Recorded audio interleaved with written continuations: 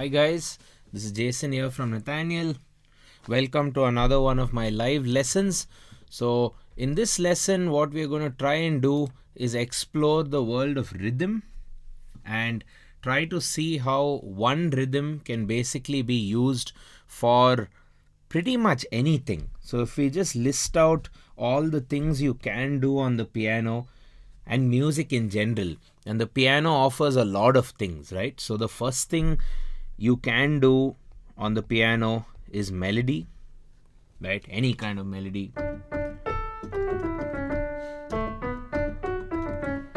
So the melody is usually played in the right hand above middle C in the sort of higher register. Then the other option you could be doing is the harmony. Now the harmony could be done in various ways, but for harmony most people will look at it in terms of chords. So for example,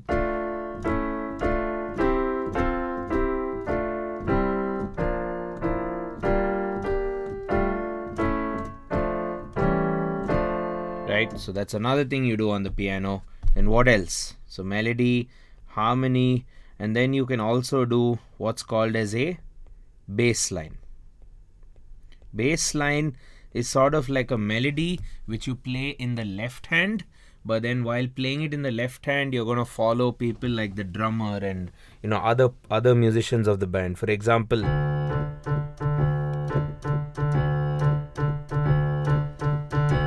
so it'll be a very rhythmic thing. The bassline is generally on the rhythmic side, and it could also have a melody. For example,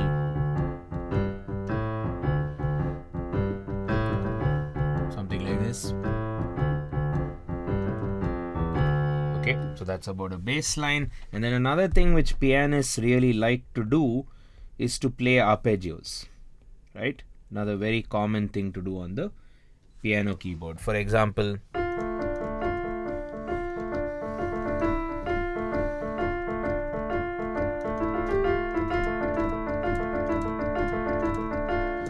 right, so these are pretty much the four things you would pretty much do on the piano. You can do melodies, you can do harmonies, you can do bass lines and arpeggios.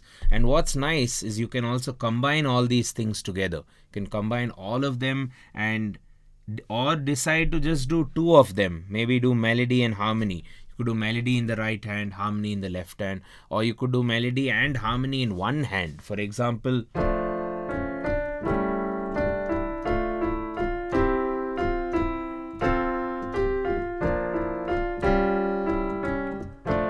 this allows us to play the bass line, which is very rhythmic, in the left hand, or do some arpeggio in the left hand, so you can literally do all these factors in both hands, I guess.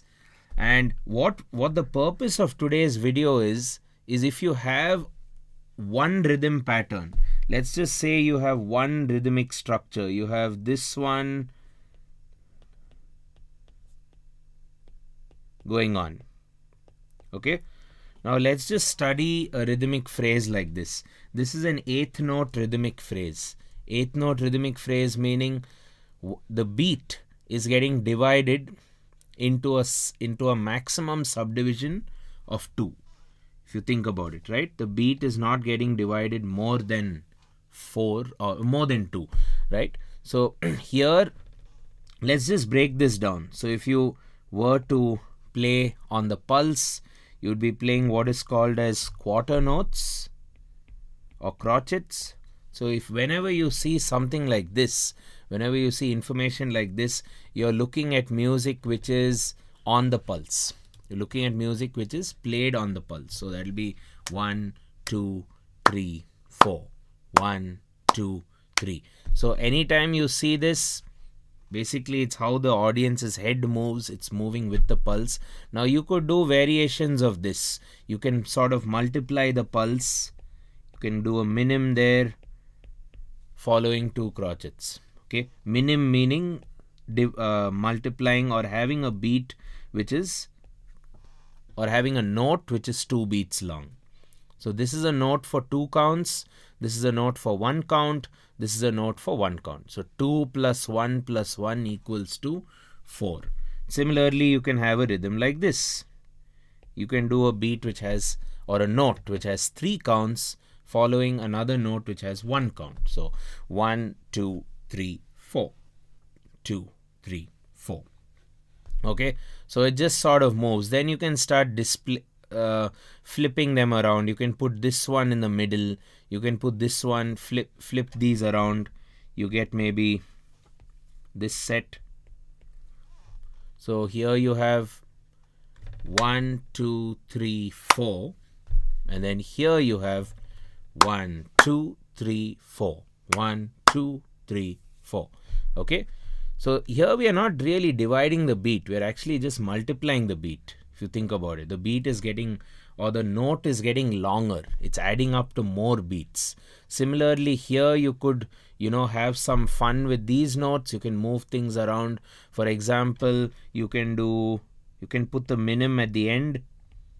So it'll be tung, tung, ta, tung, tung, ta, sort of like We Will Rock You. Dup, dup, ta, right? Or you can put the minim in the middle. Crotchet, minim, crotchet. Okay, even if you don't know these names, I guess there's nothing to fret about really. This is just for 1 count, this is for 2, and this is for 1. Especially when you're in the normal time signature, which is 4/4. So in a 4/4 domain, or pretty much anything by 4, in an anything by 4 domain, you'll have this symbol, you'll have this symbol. So this symbol means 1. It just means maths 1. So you want to write a note which has 1 count, or you want to write a chord which has 1 count, or 1 lasting for 1 beat. What do? You use this symbol. Then this one happens to last for 2 counts. This one happens to last for 3 counts. So you have the oval, 1 line, and a dot. This would be for 3 counts. Some people call it a dotted minim. This is a minim, this is a crotchet, or quarter note, half note, dotted half note. And then of course you'll have a very rare occurrence of a egg, like a whole note which lasts for 4 counts. I wouldn't recommend using this all the time, otherwise your music is going to be rather boring. Okay, so you have this version, this version, this version. You can also have 2 minims, I guess, in a bar of 4. So you just play around with this. Yes, of course, you can have the most obvious of them all. You can have this guy, right? So have I encountered most of the permutations? I guess so. This one, this one, this one, 2 plus 1 plus 1, 1 plus 1 plus 2, 1 plus 2 plus 1, 3 plus 1, 1 plus 3. All of this equals to 4, just like a nice maths problem, right? So you're just adding numbers which equals to 4. So the reason why I'm saying this is, yeah, first of all, morning everyone. It must be really early for some of you, at least in India. Actually, it's not so early. It's about 8 a.m. So yeah, for the rest of you watching, good evening or whatever it may be. So anyway, you have, these are all the rhythms which you can, this is what you could call a rhythm, right? Or a rhythm pattern, or a bar of rhythm, or basically. So when notation is used for rhythm, notation is just trying to tell you how long the note lasts for, how long you're going to play the thing for. Are you going to play it for 1 count? Are you going to play it for 2 counts? Are you going to play it for 3 counts? Or in this instance, are you going to play it for 4 counts? So notation is pretty much going to decide those things. Then it's for us to kind of make a pattern out of this. We can use this bar combining with this bar, and then this one, and then that one, and it's our job to then compose some music around it. For example, if I handpick some of those beats, you could do something like 4 crotchets,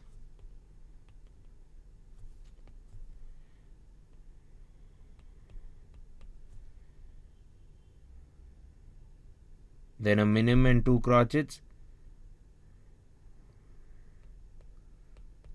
repeat that, then end with a whole, right? So if you have to count something like this, it'll be 1, 2, 3, 4. And this one will be 1, 2, 3, 4. Then this one is going to be 1, 2, 3, 4. 1, 2, 3, 4. And then this one is going to be just one note where you clap it and hold it for the entire 4. 1, 2, 3, 4. 1, 2, 3, 4. So if you put this all together, it's going to be something like 1, 2, 3, 4. 1, 2, 3, 4. 1, 2, 3, 4. 1, 2, 3. Let's do that again, and probably let's do it by taking a single note D on the keyboard. If you have your keyboards ready, awesome. You can use the keyboard as we are going along. I will try and keep it as easy as possible. So if you take D and play it with that one rhythm, you're going to get something like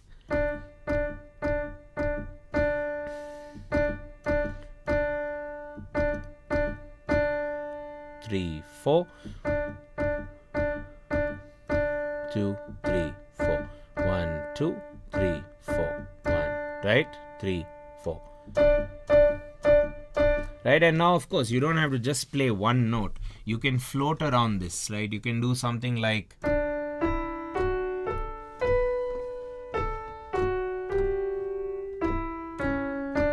that's what I ended up coming up with over the bar. So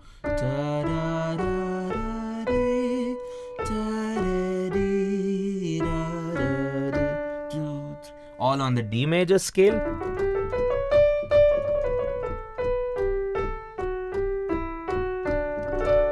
Something like this. So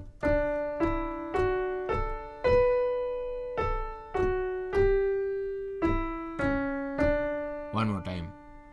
1, 2, 3, 4. 1, 2,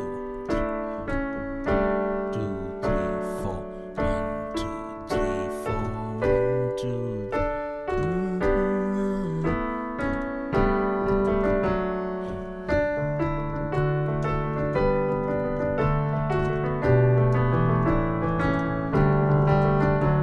Same rhythm with some chords.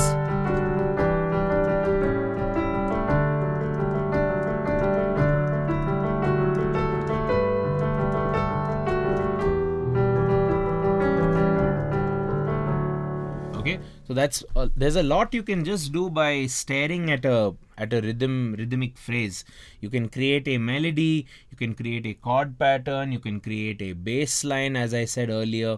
You can even do like an arpeggio sequence. But the fun starts really adding up as you start dividing the beats. Right now I haven't even divided the beat, but yet I got so many permutations. We got 8 permutations without even dividing the beat, right? So that's a lot of music right there over a 4x4.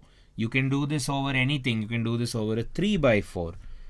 If you are trying to do it over a 3x4, what's going to happen? You won't have that many options within a bar, but then you can move forward from there.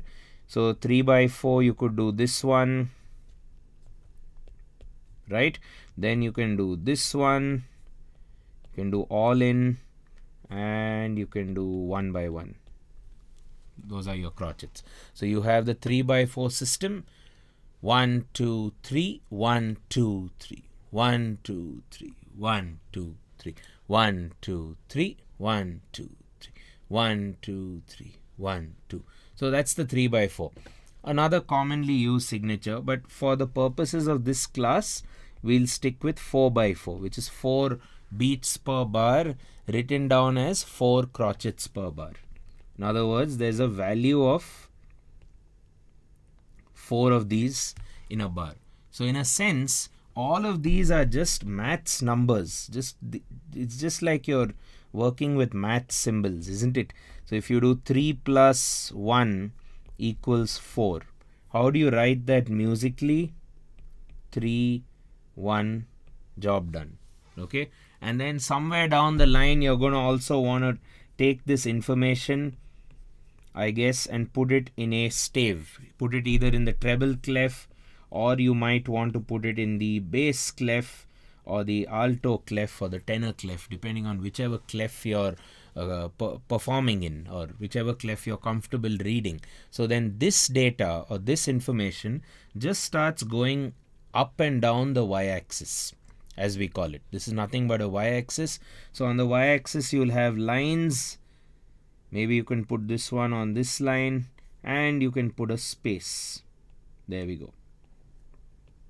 Could do something like that. Okay, and this creates a bar of music, but you have this to do with pitch. So this is a lower pitch and this is a higher pitch. Maybe more on pitch slightly later. Today's class is more focusing on rhythm. So anyway, so right now, even without dividing the beat, you have a lot of options. You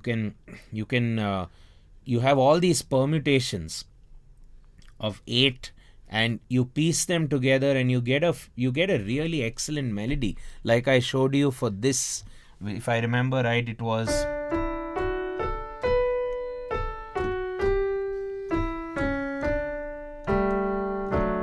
right, something like that. Now let's begin the journey of division of the beat. Now in this case I put out a rhythm for you.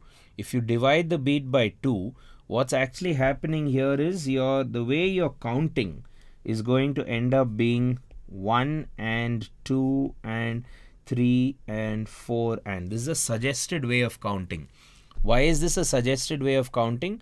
Because the beat is now going inside. You're not saying 1, 2, 3, 4, 5, 6, 7, 8 anymore. You're saying 1 and 2 and 3 and 4 and.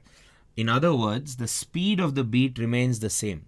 If the beat was 120 beats per minute, it will continue to be 120 beats per minute. If it was 80 beats per minute, it will continue being 80. It's just that you have more information to fill.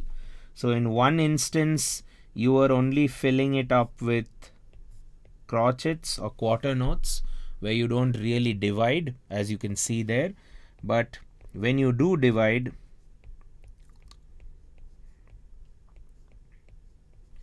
this is an instance where you divide by 2. So how do I count this?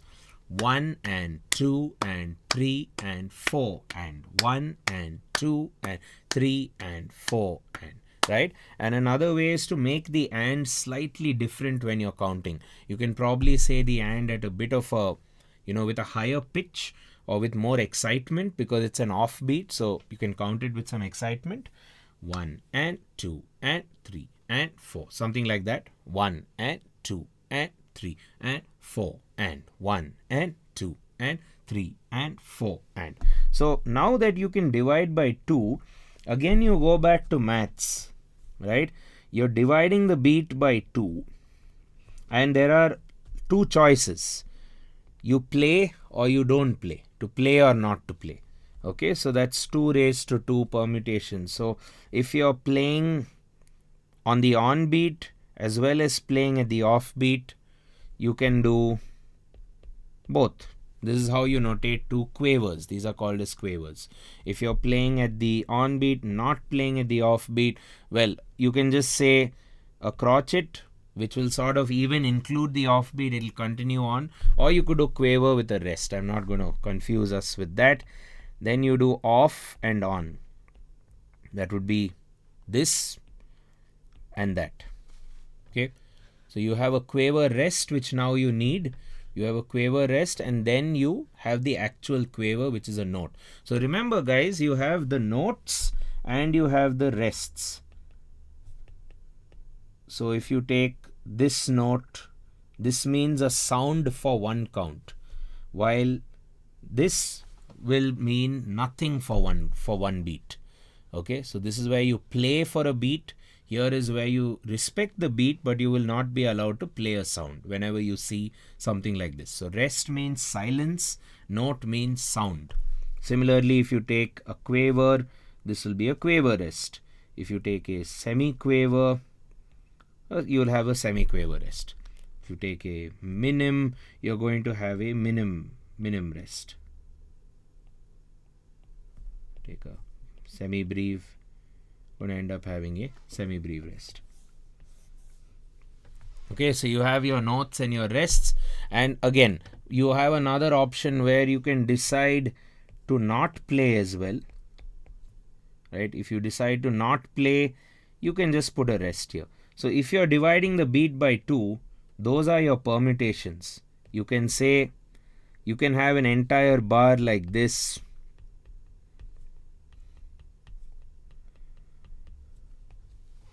where you're dividing by 2 pretty much all the time. So if you take, let's say, something on the D scale, you can go 2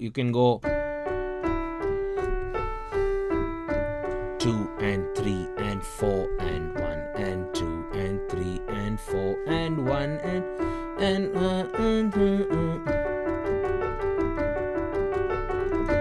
okay, so if you combine that, if you, let's say, take a comparison between that and maybe just 2 crotchets. So here I have 2 beats where I dividing by 2, and here I have 2 beats where I'm not dividing.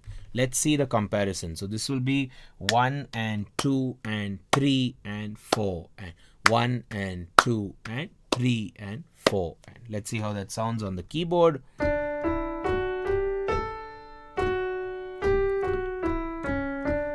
4. 1 and 2 and 3 and 4, right? 1 and 2 and 3 and 4. 1 and 2. Right? If I flip that around,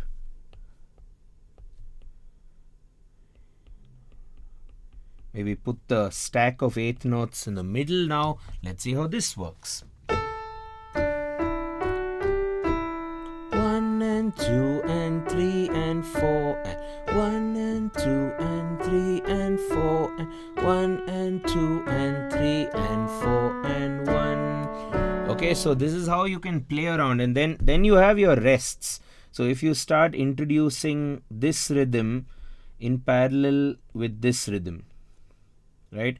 If you have 2 of these rhythmic beats and try and group them together, it's going to be something like da da da da da da da da da da da da da da, right? So it'll be 1 and nothing at the next one. Let's try and put some of that together. Da da da da da da, something like this. So here you have this sort of excitement because I'm having only the offbeat and no onbeat. So if I have to clap something like this, da da da da da da da da da da da da, right? If I play this on the keyboard, maybe you can even try this out as a chord. That will sound quite nice.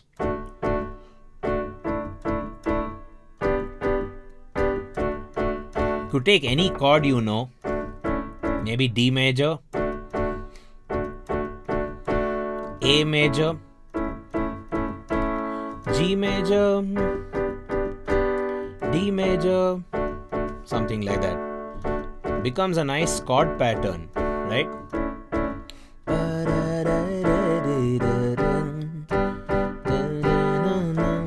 What rhythm am I doing again, guys? I'm doing this one, right? There we go.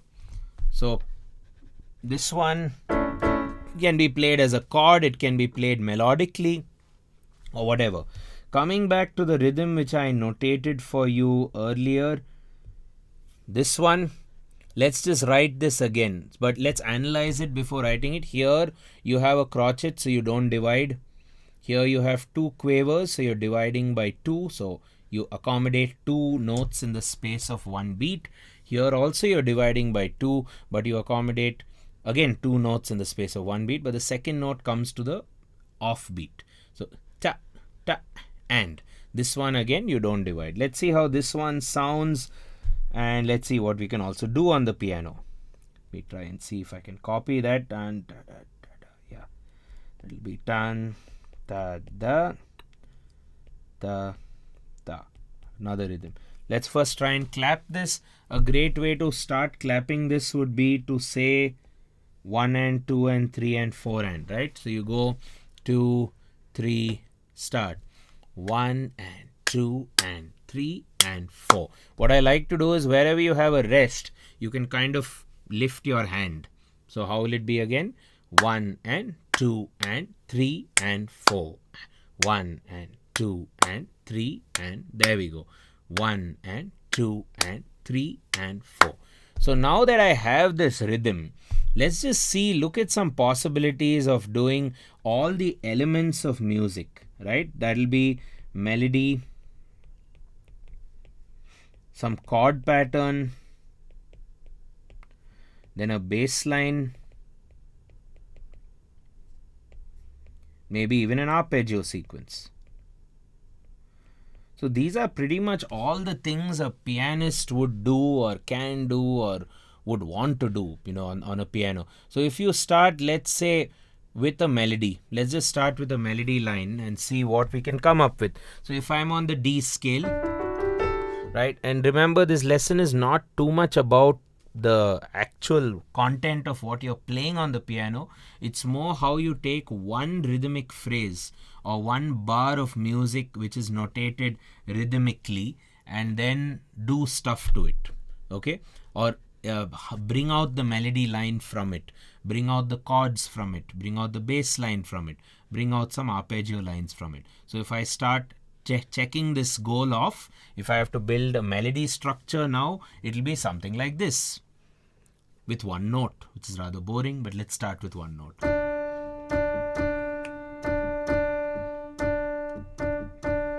Okay, 1 and 2 and 3 and 4 and right, and 2 and 3 and 4, and obviously you don't want one note, you want to fool around a bit more.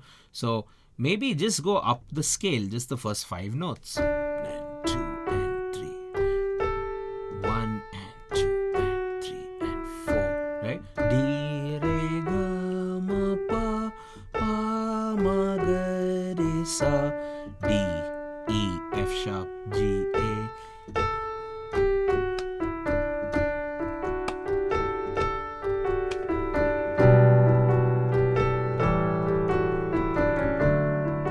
You can even go higher, high to low, or just jumble the notes.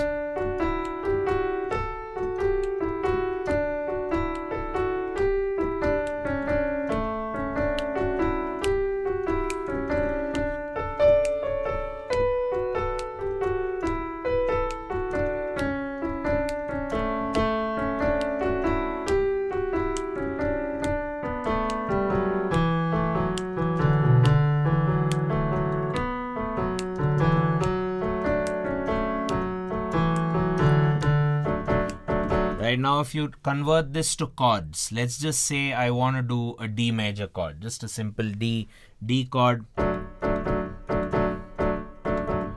It makes the chord very interesting, right? So earlier I did singular notes.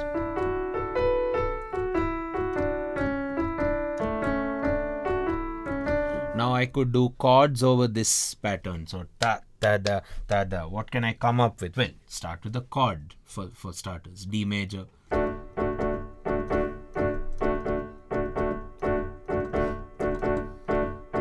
Change it. A major, G major, D major.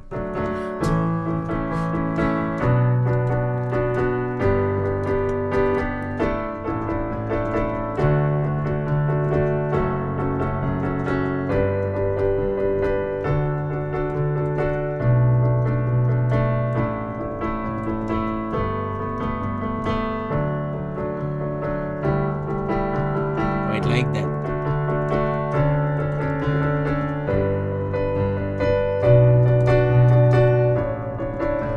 Very inspiring rhythm. Actually, most rhythms are, every rhythm is quite inspiring. As long as you divide the beat. Dividing the beat will just make it more, give it that character.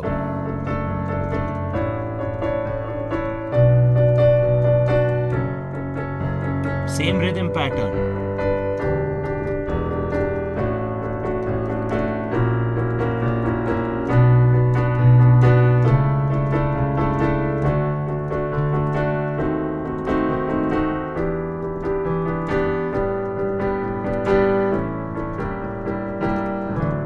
Okay, so that's about chords. So essentially take any chord or any chord pattern, play around with it in that rhythm, that becomes a chord pattern, right?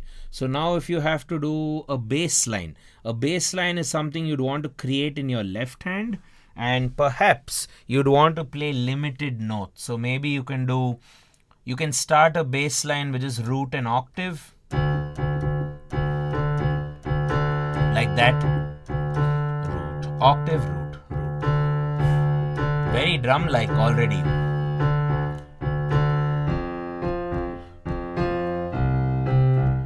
Let's create something rockish.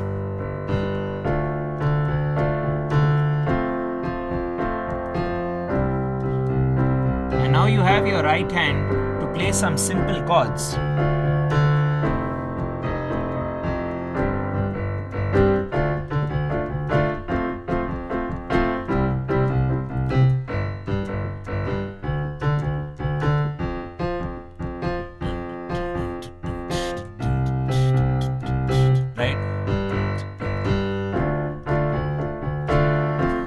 So you can play pretty much any chord progression. Right now I'm doing D minor, F major, C major, and G minor maybe, or G minor. The whole point of this lesson is the rhythm doesn't tell you exactly what to play, and that's the beauty of it. So it could be anything you're playing at the current moment, just going up and down a scale. You do that in this rhythm.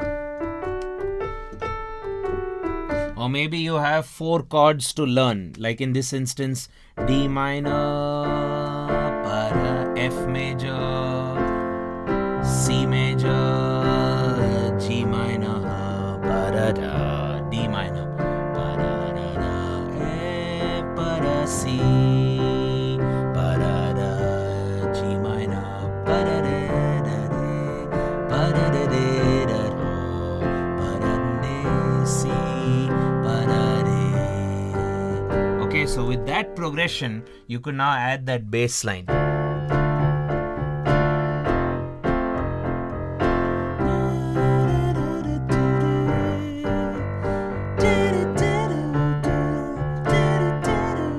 And the tricky part for your independence is if you can get your your right hand to actually do the pulse while you do that, so you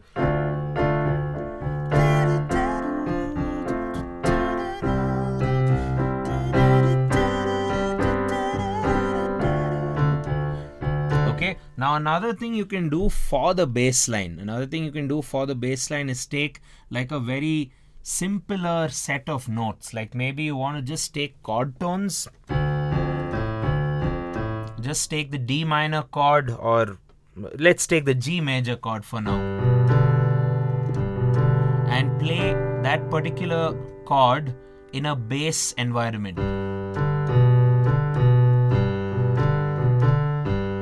Something like this. Dum pum pum pum pum pum pum pum pum pum pum pum pum pum pum pum. Right? Or you could maybe take it over the octave. Right? You could also take pentatonic scales. In this case, G major pentatonic. So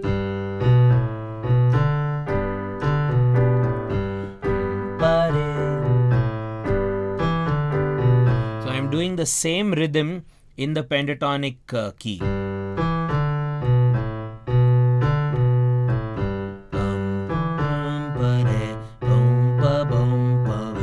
So I'm just, for now, earlier I took like a set of chords, right? D minor, F major, C major, and then G minor.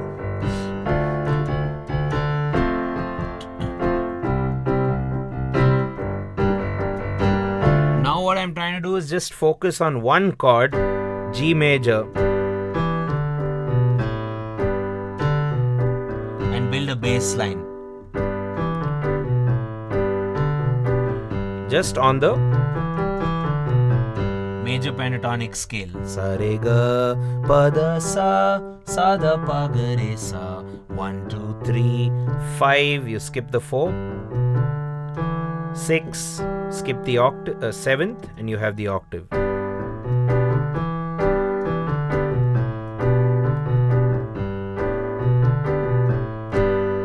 Quite a nice sound. Or you could do over the minor pentatonic. Okay, maybe support it with a minor chord in the right hand.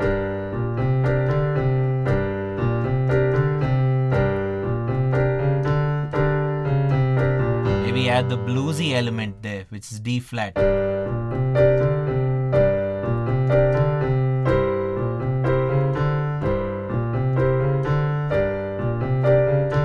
It's all about the rhythm pattern. At the end of the day, it's the rhythm pattern which is making us the music.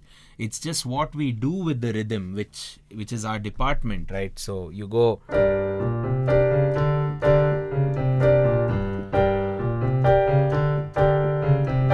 What I like about rhythm is it also pushes you a bit out of your comfort zone. Like, this is something which can be created using just maths and permutations or whatever the chapter is in maths, but it's allowing you to, it's pushing you out of your comfort zone, because maybe because of the maths you haven't really ever played this before. So it is going to challenge your body, your fingers, your independence. So if not anything, even if you don't consider this as a music composition exercise, which I think it totally is, you can still consider this as a normal exercise, as just a normal, way to get better at the piano. So there we have it. So you're taking this and now it's become a bass line, either on the pentatonic scale, on the chord tones, or just the root and the octave like any bass player would do. Right? And now finally the arpeggio domain, the arpeggio department. So if you take, let's say, the right hand, you can convert this over to a arpeggio. So if you take a G minor chord, this will become totally a very interesting arpeggio. So you can do da da da da da da da da da dum. Maybe let's take two chords, G minor and C major.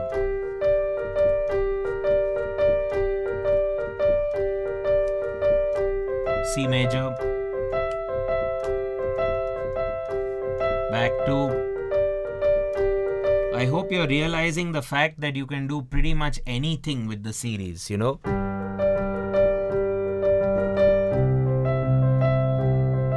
Rather, anything with the rhythm.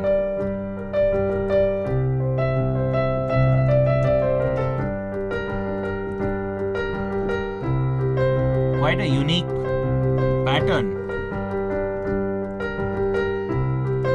So that's an arpeggio over the rhythm.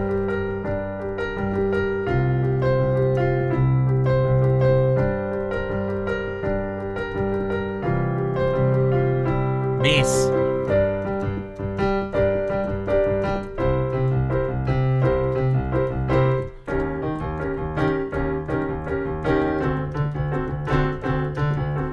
Bassline.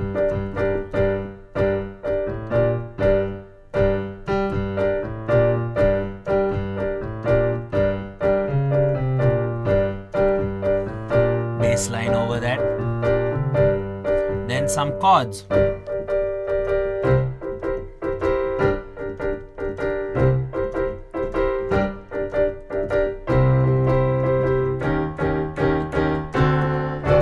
Okay, and then of course everyone's favorite, the melody.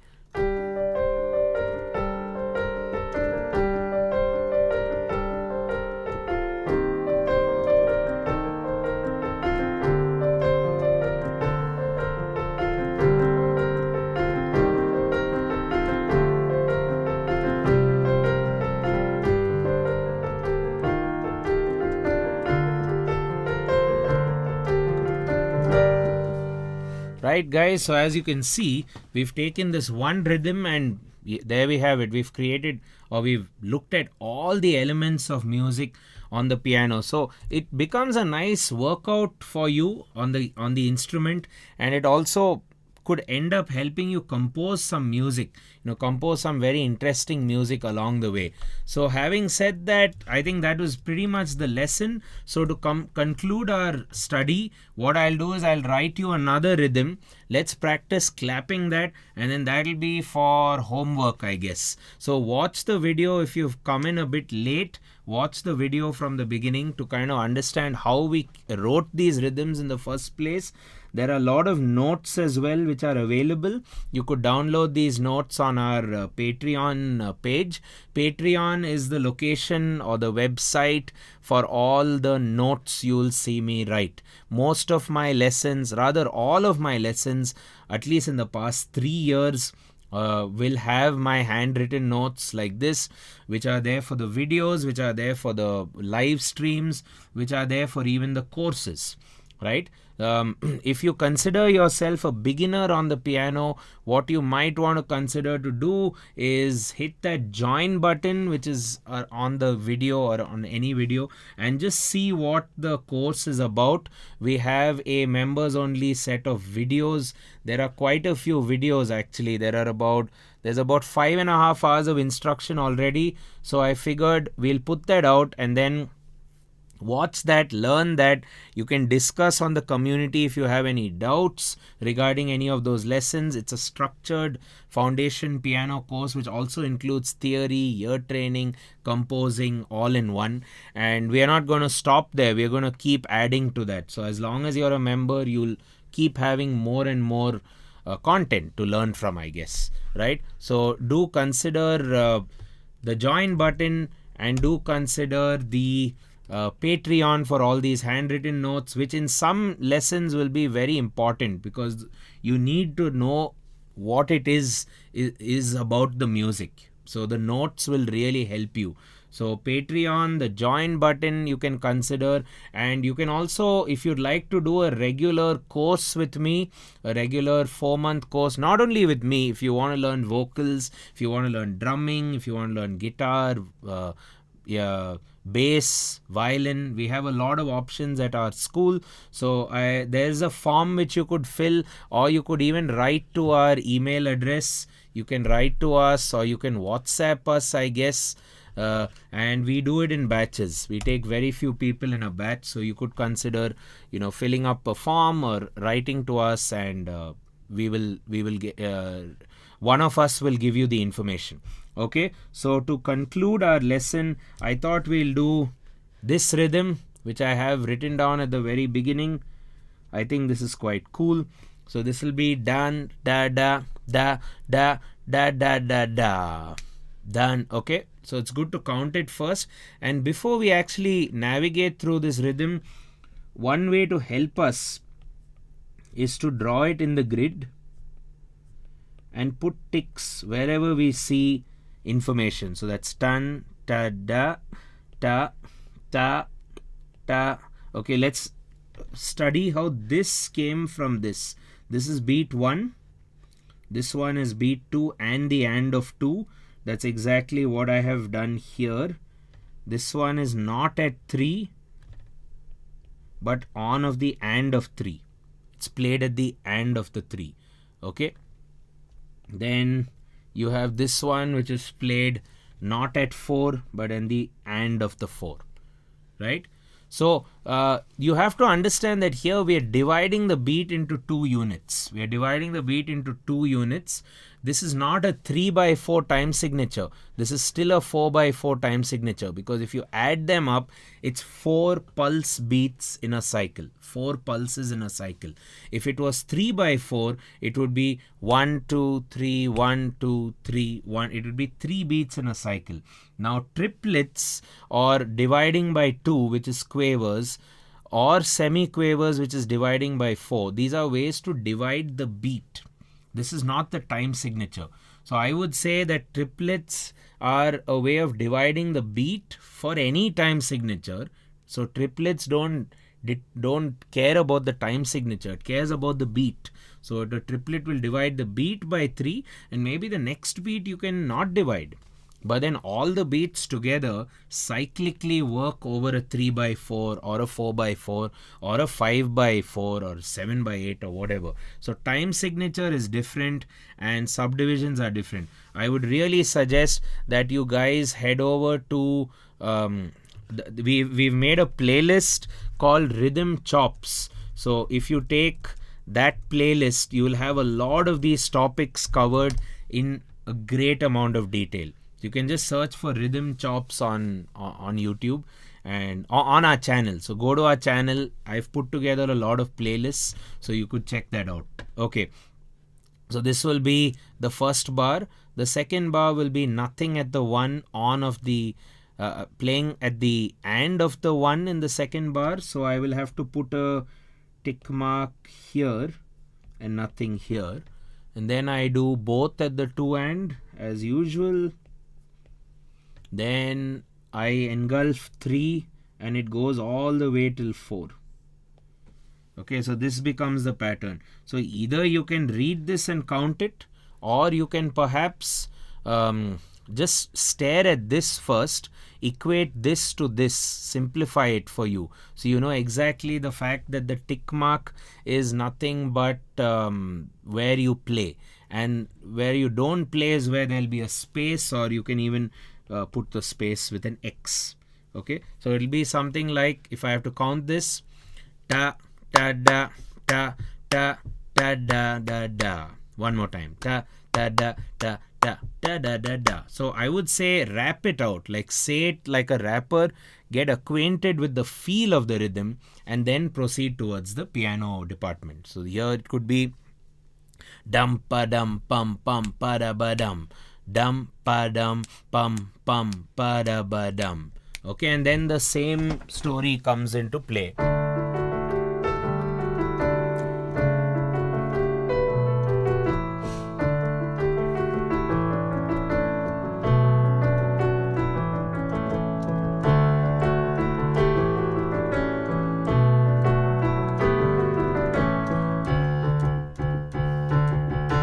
Bass.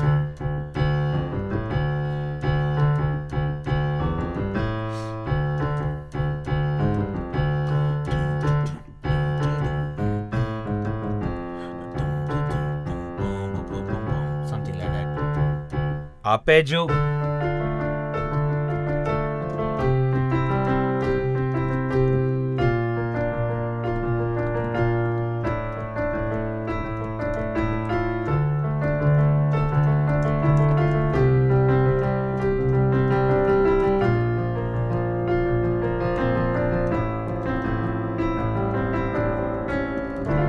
Or it could just be a chord pattern.